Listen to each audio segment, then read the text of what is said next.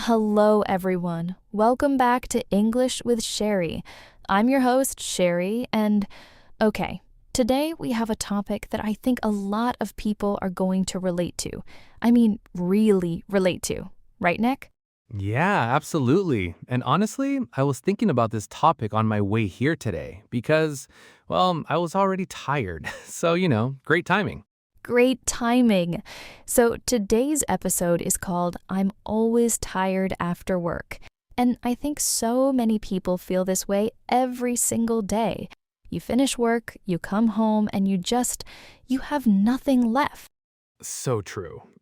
When I finish work, the very first feeling is relief. Okay, it's over. And then, about 5 minutes later, the tired just hits you. The tired hits you. Yes, that is so accurate. It's like your body was waiting. It was holding on all day. And then the moment you stop, boom. Boom, exactly. And it's not just sleepy tired, right? It's more than that. It's like your whole body feels heavy. Heavy. Yes, that's such a good word for it.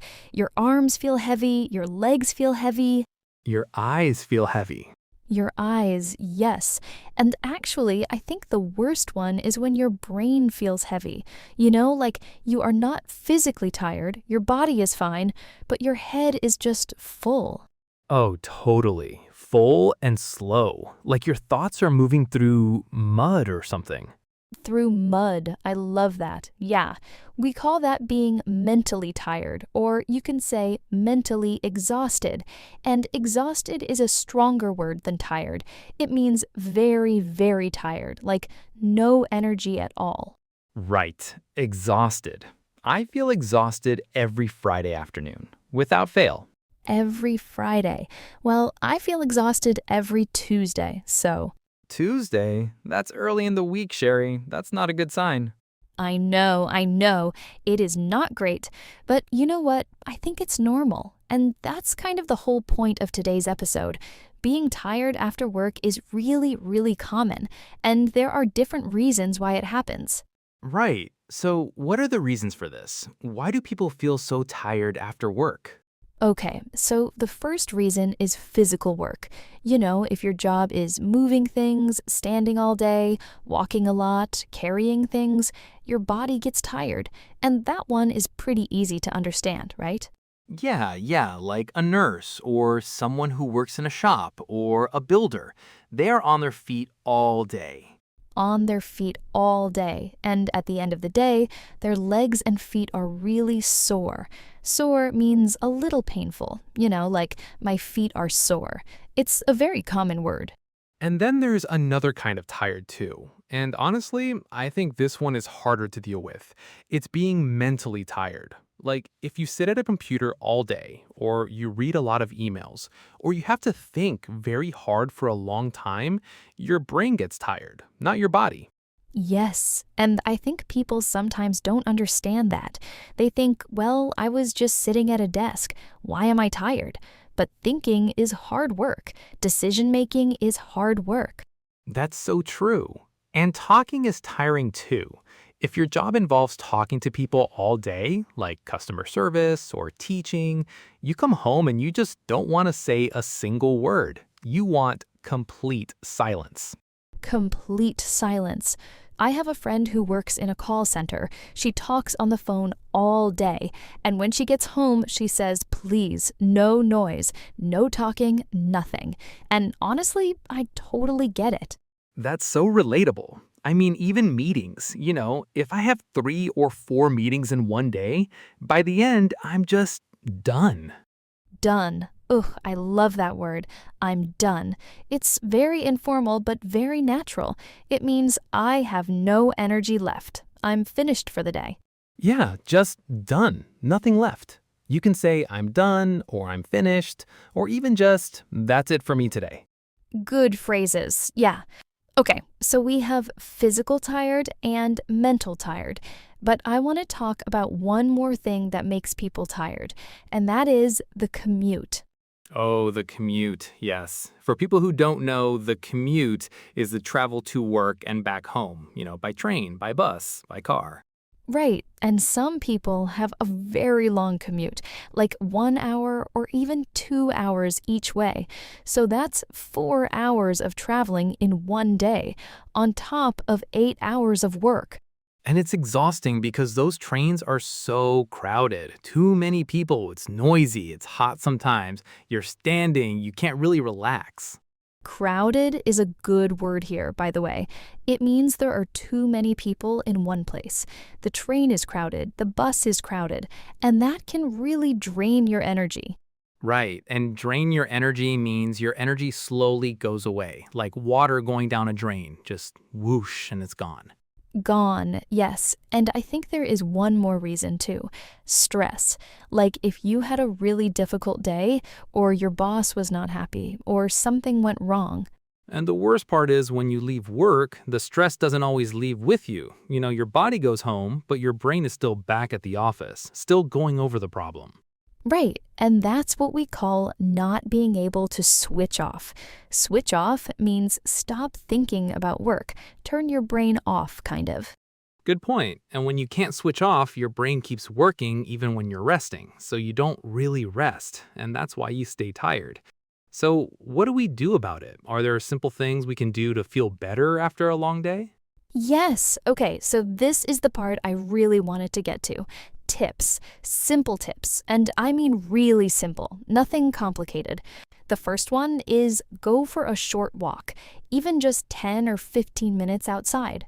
That's true, actually. Moving your body even a little bit does help. Fresh air, a change of place, it kind of resets you. Yes, I love that. Change the space, change the feeling. Okay, the second tip is drink water. It sounds really simple, but a lot of people don't drink enough water during the day.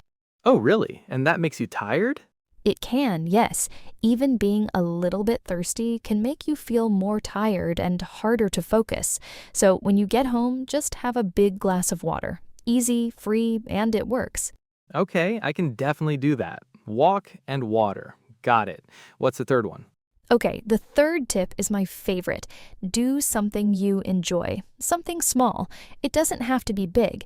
Maybe listen to music you love, or watch a funny video, or call a friend for a few minutes. Oh, music is a huge one for me. I come home, I put on some music I love, and I don't know, something just shifts. I feel a little lighter. A little lighter, yes. Music can change your mood so fast. And the point is, it's not a big thing. You don't need to run for an hour or cook a big meal, just something small that you enjoy. Small things, big difference. That's the key. And then the last tip, and I think this one is really important. Don't feel bad about being tired. Some people think, I shouldn't be this tired. I need to be more productive. I need to do more. Oh, I do that. I feel guilty for resting. Guilty for resting. And that's so common, but it's not good. You worked all day. Of course you're tired. Your body is telling you something important. It's saying, hey, you did a lot today. Rest now.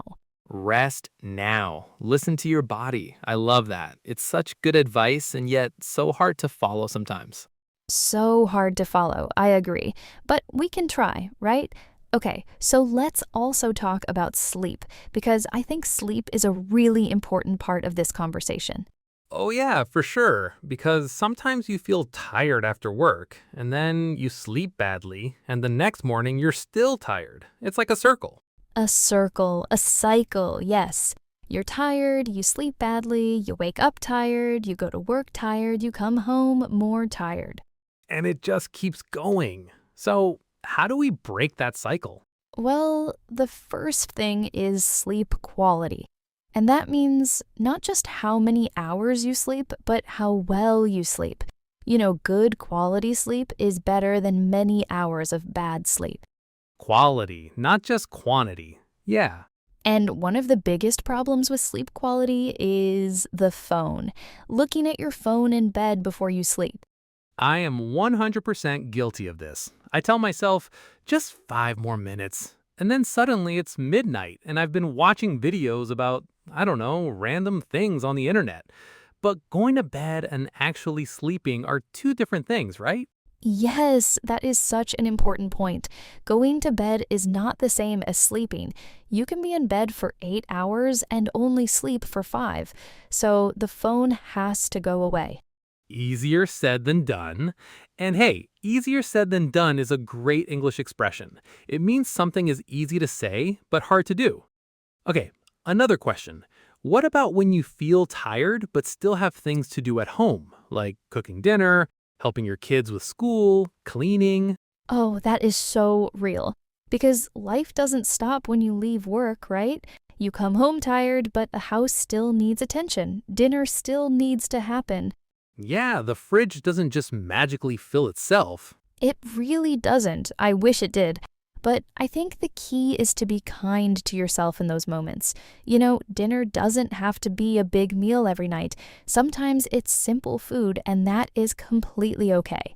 Yes, simple is fine. I think we put a lot of pressure on ourselves. Like we have to do everything perfectly all the time. But some days, good enough is good enough. Good enough is good enough. I love that. And I think that's also about balance, right? Work is important, but rest is important too. You can't keep going without rest. Think about a car. If you never stop for fuel, the car stops working. Your body is the same. You need to refuel. Refuel. Yes, that's a wonderful way to say it. Rest is like fuel for your body. Sleep, relaxation, time to do things you love, all of that is fuel.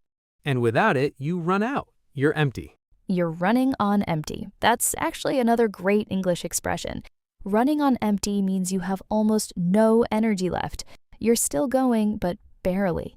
Right. So we have exhausted, sore, drain your energy, switch off.